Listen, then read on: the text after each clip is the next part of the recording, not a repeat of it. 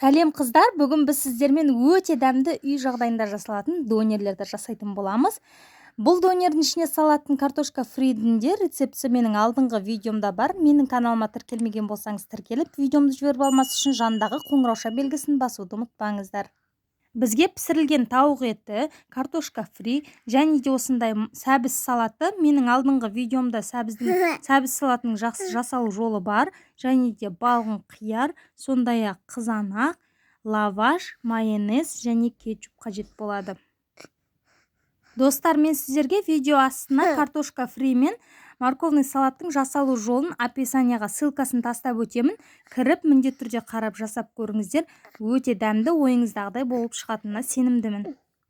Ең алдымен біз лавашқа майонезді және кетчупты қажетті мөлшерде салып, толықтай жағып шығамыз. Содан соң үстіне біздің сәбізден жасалған салатымызды саламыз.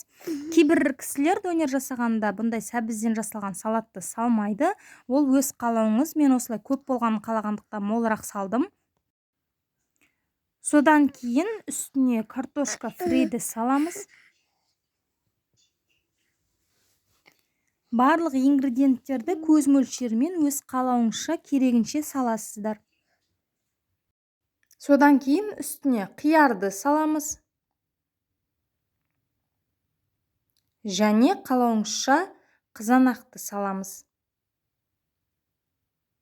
Бұл жерде аталып өткен барлық ингредиенттерді мүмкіндігінше осындай видеодағыдай соломка ретінде турасаңыздар болады.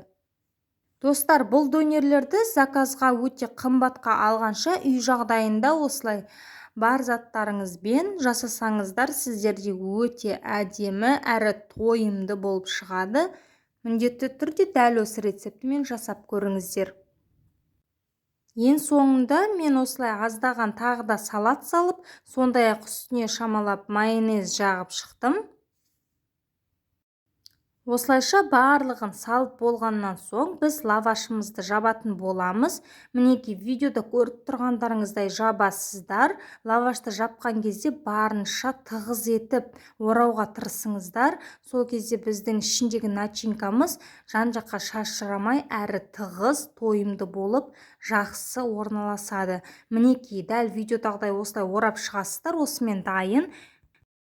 Дайын болған лавашты міндетті түрде гриль табасына, ол болмай жатса духовкаға бір қыздырып алсаңыздар болады.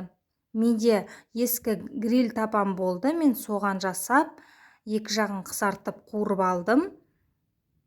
Мінеки сіздерге тағы бір көрсетейін. Атап өткенімдегідей қалауыңызша начинкасын кез келген затты қосып жіберсеңіздер болады. Кейбір кісілер тіпті саңырауқұлақты да қосып жатады. Ол енді өз қалауыңызда. Барлығын салып шыққан соң лавашымызды жақсылап ораймыз. Майонезді ұнатпағандықтан мен арнайы бір лавашқа майонездің орнына қаймақты пайдаландым.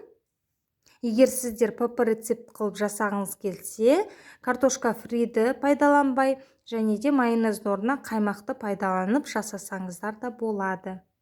Міндетті түрде донерлерді қызып тұрған табада немесе духовкада қыздырып аласыздар. Осымен біздің дәмі тіл үйіретін донерлеріміз дайын. Міндетті түрде жасап, отбасыларыңызды қуантыңыздар.